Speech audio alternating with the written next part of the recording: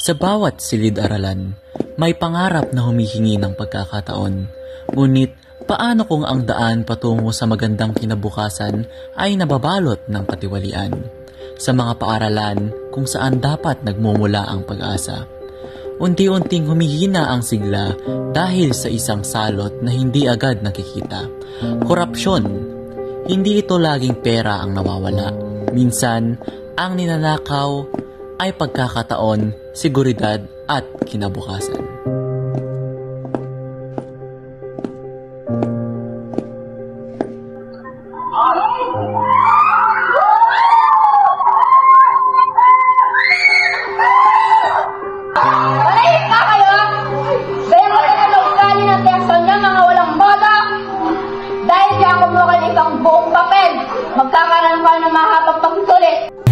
Korupsyon ay hindi lamang nakikita sa malalaking opisina. Nangyayari din ito sa simpleng pagkaltas sa pondo ng paaralan, pagbili ng murang materyales ngunit mamahali ng presyo sa papel, at pagwawalang bahala sa responsibilidad.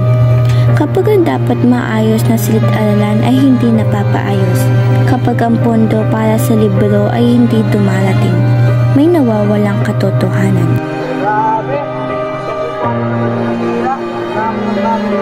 Wala kami kung ginawa para dito. Meron, pero bakit parang hindi naman napupunta sa atin? Tapos, sa kapapel, lagi tayo nag-aambag. Hindi naman dapat gano'n. Para sa atin ang budget. Inisip ko kung saan napupunta yung pera ng karawan. Pero kahit ganito, tuloy pa rin tayo, di ba? Wala tayong choice, pero sana may gumawa ng aksyon. May pananagot na lang ang nasa taas. Dating din ang panahon, hindi ganito. Sa mga batang ito, simple lang ang hinihingi nila. Mga upuang hindi natitibag, silid na ligtas, at mga materyales na dapat ay karaniwang bahagi na ng pag-aaral. Ngunit ang simpleng ito ay nagiging luho kung ang sistemang dapat sumuporta sa kanila ay hindi gumagana. Dito natin nakikita na ang korupsyon ay hindi abstract na konsepto. Ito ay konkretong nakikita sa araw-araw. Ang boses ng kabataan, bagamat mahina, ay nagsisilbing paalala na ang tunay na naaapektuhan ng katiwalian ay ang kinabukasan mismo.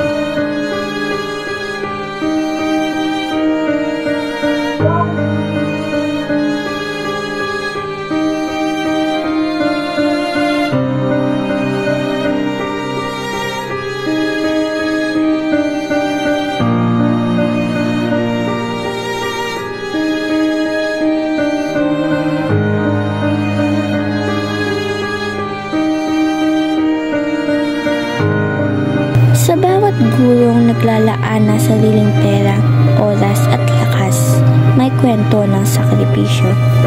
Ngunit ang sakripisyo ay hindi dapat palitan ng kawalan ng sistemang tapat at maayos. Ang hirap! May mga pangailangan ng paaralan, pero may mga papeles na hindi pumapasa. May mga budget na hindi marilis. Alam kong may mali. Kailangan dapat may gawin ako. Sa isang leader, nagsisimula ang lakas ng pagbabago. Ang pag-amin sa kakulangan ay unang hakbang sa katapatan. Sa isang paaralan, hindi sapat na may nakikita tayong problema. Ang tunay na laban ay nagsisimula kapag ang lahat ay nagkakaisa upang tugunan ang suliraning matagal nang nagpapabigat sa mga mag-aaral at guro. Sa harap ng korupsyon, may mga pagkakataong tila wala ng pag-asa.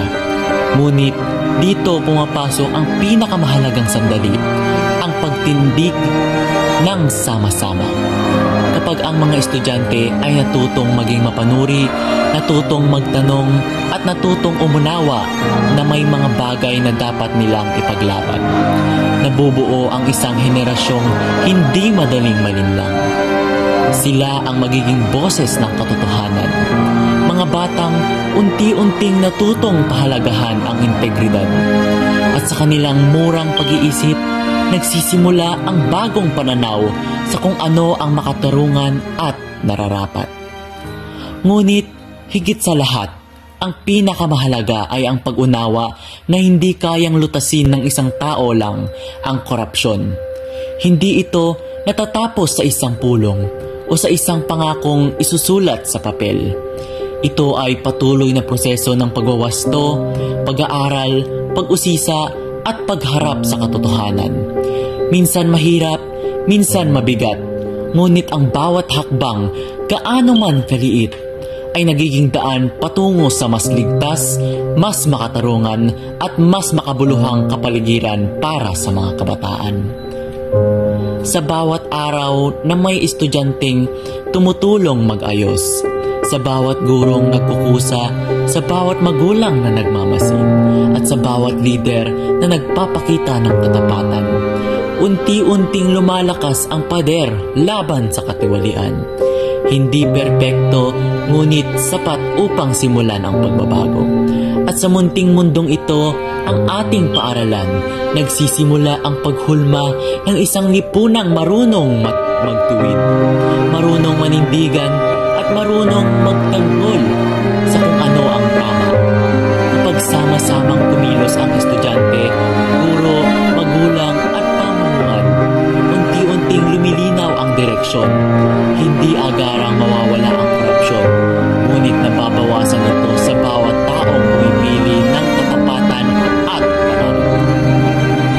Ang paaralan ay tahanan ng pangarap, at ang pangarap ay hindi dapat nakukulayan ng katiwalian. Sa pagkakaisa, sa paninindigan at sa pananagutan, nagiging posible ang pagbabago. Nagsisimula ito sa iisang hakbang, ang pumili ng tama at ang tumindig laban sa korupsyon.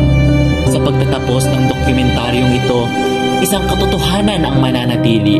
Ang korupsyon ay kayang talunin at nagsisimula ito sa iisang hakbang, ang maging tapat sa sarili, sa kapwa at sa bayan. Kung bawat isa sa atin ay kikilos mula guro, estudyante, magulang hanggang pamunuan, maaabot natin ang paaralang malaya sa katiwalian at isang kinabukasang puno ng